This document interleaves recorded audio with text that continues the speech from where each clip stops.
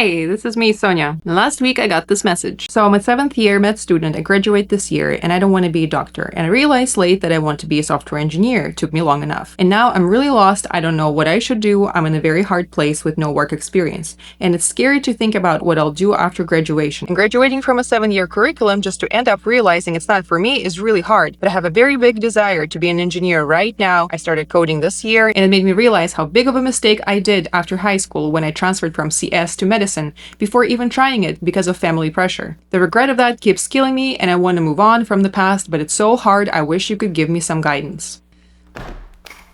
Here's the thing. I turned 35 this year, and in the last 15 years, I have switched my career quite a few times. I was a barista, a hostess, an admin, project manager, software engineer, ran startups, and that's just a small part of it. So I've got some thoughts. But before we fully get there, I think we need to address one important thing, which is the concept of time. And don't worry, I'm not going to get into this whole idea that time doesn't matter. Of course it does. There is a limited number of years for each of us on this planet. But I feel like we need to start thinking about how we use this time differently. Our generation is extremely focused on optimization. We constantly think about how to use time more productively and never waste it, which could be a useful virtue, but in my opinion, it is counterproductive. Mostly because we live under this illusion that we will know which effort will lead to most results. But that's not how life works. There's of course some effort we can measure. Like in order to become a better basketball player, you need to shoot more hoops. The more surgeries you will lead, the better surgeon you'll become. To get better at any skill, you need to practice more of that skill. But that doesn't change the fact that at a certain point, you might get tired of doing that and might want to switch things around. And whatever time you spend mastering that skill will always come useful. You just don't know in what way yet. Let me give you an example. When I graduated high school at 15 years old, I didn't know back then who I wanted to become. So I chose the path of least resistance at the time and went on to study linguistics and psychology. Fast forward, I'm 24 years old and I get interested in this big world of tech. I taught myself how to code,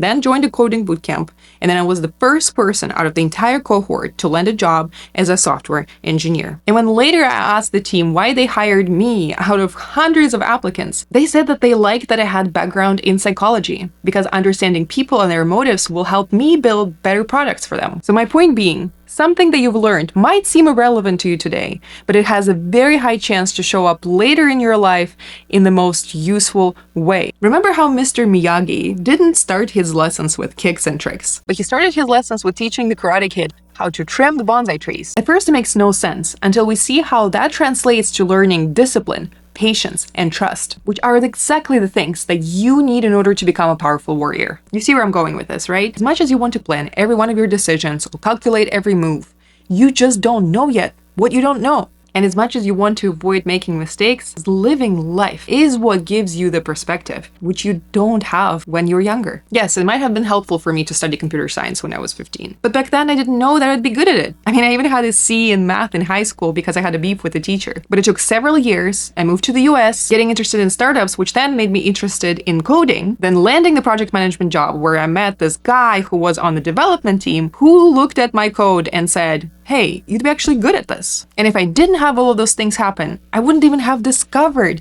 that that could be something I would do. So you can't blame yourself for not knowing things earlier in life. But the good thing is, everything you experience always stays with you. Last week, I finally watched this movie called Life of Chuck, which is based on the book by Stephen King. And there is a quote in that movie from the poet Paul Whitman. I am large, I contain multitudes. In other words, you become this whole universe of what you see, know, and imagine. So the seemingly random things that you have encountered before in life now make up the universe of you. Every single thing that you do, everyone that crossed your path always stays with you. You just don't know yet at what point and how it will become useful, but it will. Like, I like to think about skills as these cards that we get to collect throughout life. And then at a certain point, you'll get to play them.